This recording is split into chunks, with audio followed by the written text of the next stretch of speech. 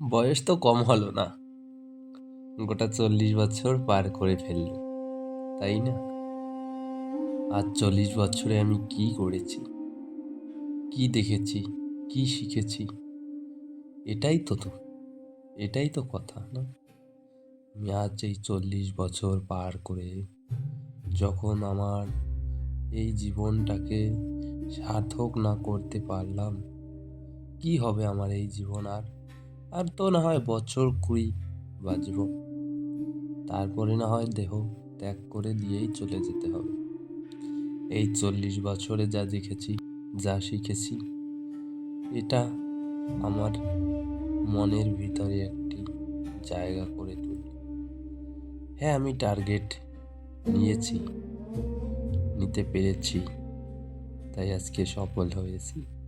আর হ্যাঁ, যে পারোনি সে টার্গেট কখনো নেওনি। ছিনিমিনি খাচ্ছ এখানে সেখানে, এদিকে ওদিকে, এদিক ওদিক না করে তুমি টার্গেট নাও, ব্যাস টার্গেট সফল হবেই। বয়স তো 20 হয়ে গেল, এবার কি হবে?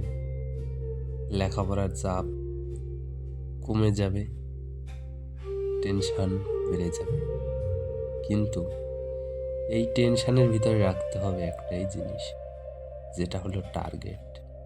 আর এই টার্গেটেই তোমাকে পৌঁছে দেবে 60 বছরের পার অতিক্রম করে দেবে। এই টার্গেটটাকে তুমি ধরে রাখো আর টার্গেটটা করে রাখো, এটাই বাস্তব।